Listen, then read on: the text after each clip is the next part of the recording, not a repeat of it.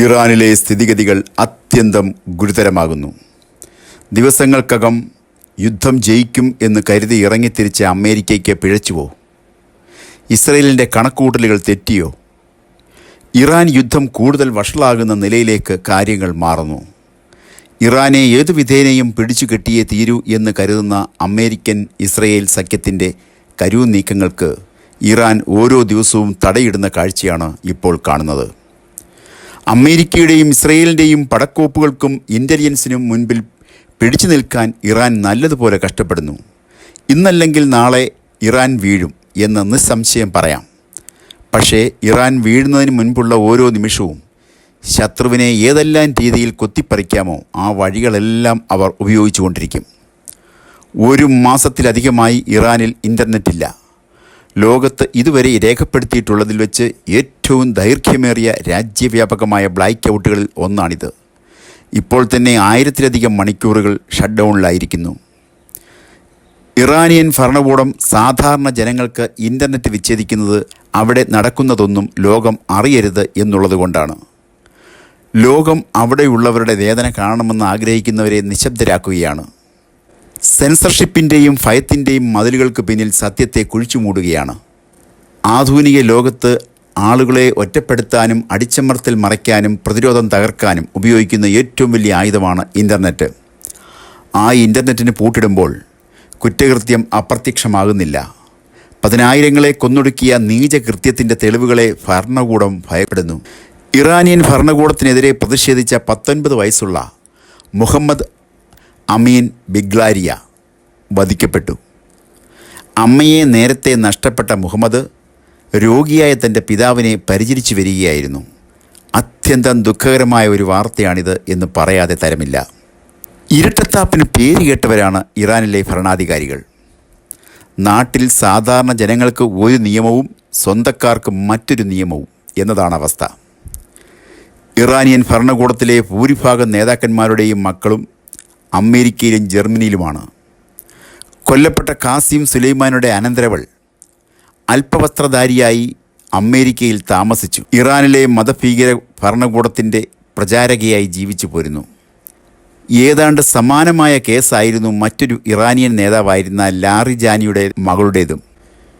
ഈ പെൺകുട്ടികൾ ഇവിടെ അടിച്ചു പൊളിച്ചു കഴിയുമ്പോഴാണ് മുടി പുറത്തു കാണിച്ചതിന് ഇറാനിയൻ സ്ത്രീകൾക്ക് ആയത്തുള്ള ഖൊമൈനി ഭരണകൂടം വധശിക്ഷ വിധിച്ചത് എന്നോർക്കണം. ഇപ്പോൾ ഏതായാലും അമേരിക്കയിൽ നിന്ന് അസാധാരണമായ ഒരു നീക്കമുണ്ടായിട്ടുണ്ട്.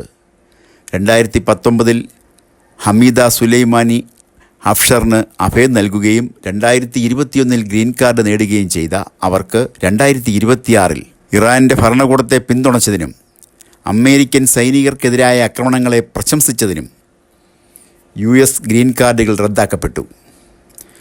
തുടർന്ന് ഖാസിം സുലൈമാനിയുടെ അനന്തരവൾ ഹമീദയെയും മകളെയും അമേരിക്കൻ ഇമിഗ്രേഷൻ ഡിപ്പാർട്ട്മെൻറ്റ് അറസ്റ്റ് ചെയ്തു.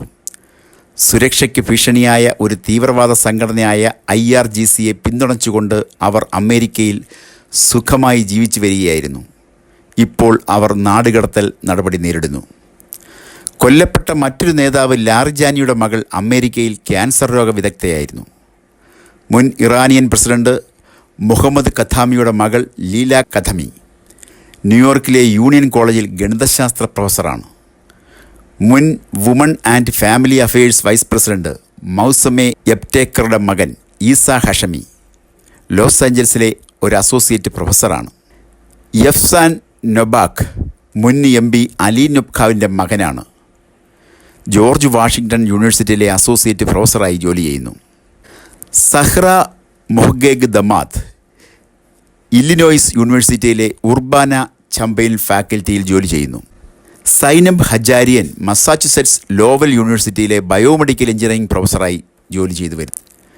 മുൻ വിദേശകാര്യമന്ത്രി മുഹമ്മദ് ജാവാദ് സരീഫിൻ്റെ മകൻ മഹ്ദി സരീഫ് തുടങ്ങി അനേകം ഇസ്ലാമിക് റിപ്പബ്ലിക്കിലെ പ്രധാനപ്പെട്ടവരുടെ മക്കളും മരുമക്കളും അമേരിക്കയിൽ സുഖജീവിതം നയിച്ചു വരുന്നു എന്നതൊരു യാഥാർത്ഥ്യമാണ്. മറ്റൊരു പ്രധാന സംഭവം അമേരിക്കയുടെ 2 വിമാനങ്ങൾ തകർന്നു വീണു എന്നതാണ്. ഇറാൻ അമേരിക്കൻ യുദ്ധവിമാനമായ F-15 ഈ സ്ട്രൈക്ക് ഈഗിൾ വെടിയേറ്റ് ഇറാനിൽ തകർന്നു വീണു. പിന്നീട് US വ്യോമസേന ആ പൈലറ്റിനെ അതിവിദഗ്ധമായി രക്ഷപ്പെടുത്തിയത് അമേരിക്കൻ സൈന്യത്തിൻ്റെ കിരീടത്തിലെ ഒരു പൊൻതൂവലാണ്. ആ വിമാനത്തിലെ പൈലറ്റ് 36 മണിക്കൂറിലധികം ഒറ്റപ്പെട്ട നിലയിലായിരുന്നു. അമേരിക്കൻ സൈന്യം രക്ഷാപ്രവർത്തനത്തിലൂടെ ആ പൈലറ്റിനെ അതിസാഹസ്യമായി രക്ഷപ്പെടുത്തി. അതോടെ ഇറാൻ മണ്ണിൽ ഇറങ്ങിക്കളിക്കാൻ അമേരിക്കൻ സൈന്യത്തിന് ആത്മവിശ്വാസമേറി. ഹോർമൂസ് വഴിയുള്ള കപ്പൽ ഗതാഗതം പുനരാരംഭിക്കാൻ അമേരിക്ക വെച്ച 48 മണിക്കൂർ സമയപരിധി കഴിയുന്നു. ഇനി ഇറാനിൽ എന്തും സംഭവിക്കാം എന്നതാണ് സ്ഥിതി. അമേരിക്ക ഇസ്രയേൽ വ്യോമാക്രമണത്തിൽ ടെഹ്റാൻ കരാച്ചി പാലം തകർന്നു. ഇറാനിലെ ഏറ്റവും നീളം കൂടിയ പാലമാണ് അത് തകർക്കപ്പെട്ടു. വരും മണിക്കൂറുകൾ ഗൾഫ് മേഖലയിൽ ഇറാനിൽ നിന്നുള്ള മിസൈൽ ആക്രമണങ്ങളുടെ ശക്തി കൂടാനാണ് സാധ്യത.